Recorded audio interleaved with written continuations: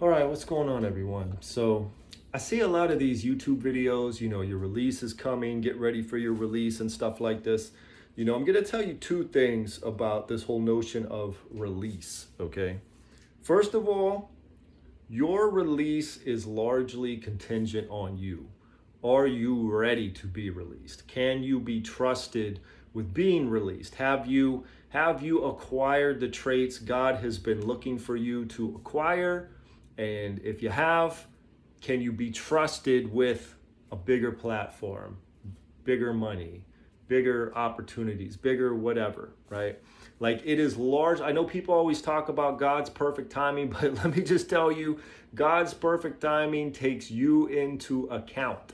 God is looking at you and who you are and how you are and what you're doing and what traits you have. And it is not until you are at a place of being trustworthy and ready that it is now God's perfect timing. I mean, there's some exceptions to that. There's times where you're ready, but this person isn't ready. So you're set, but God's like got you waiting because this person needs to be ready, or, a particular situation needs to be ready. And then once that situation is ready, then God can bring you into it.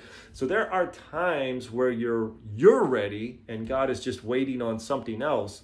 But for the most part, God's perfect timing is contingent upon you, or let's just say it is always largely contingent upon you. Are you ready? Can you handle it? Can you be trusted?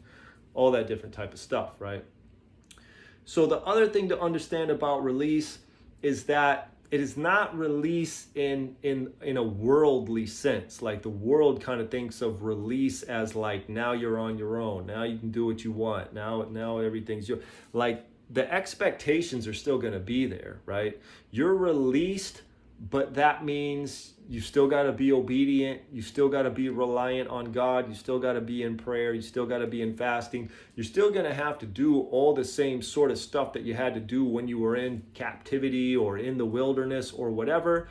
The purpose of like captivity and wilderness is just to get you ready for the real world, right? The reason why Joseph was in prison and all this stuff, I mean, we don't know all the stuff he did in prison and went through in prison, but it was all to prepare him to be vice Pharaoh, right? For lack of a better phrase.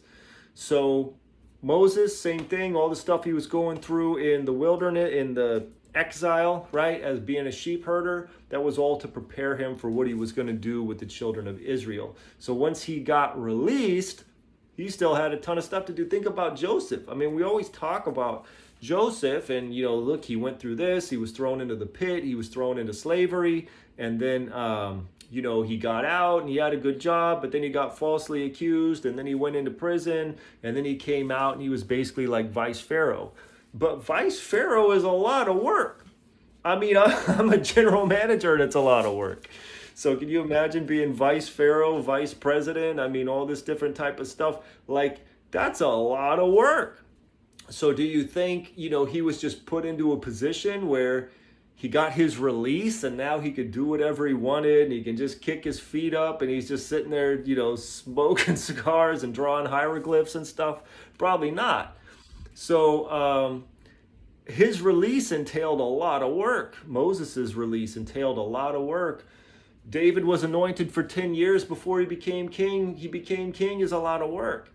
So you're not being released from God. You're not being released from expectations. You're not being released from responsibility.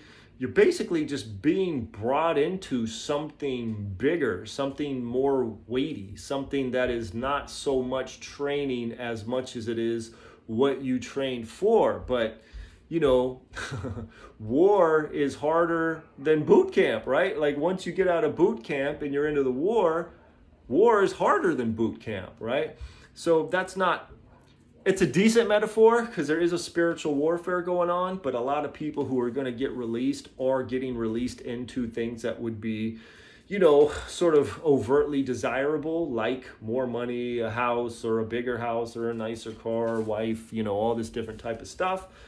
But like I said, just make no mistake about it. Your release is going to contain lots of expectations. You still got to be righteous, still got to be holy, still got to be obedient, still got to pray, still got to fast, still got to do all that stuff. So be prepared to stay on board, so to speak, you know, once your release comes, if in fact you are one of those people for whom your release is right around the corner. So that's it. Thanks for watching. Love you guys. Be safe. God bless. Aloha.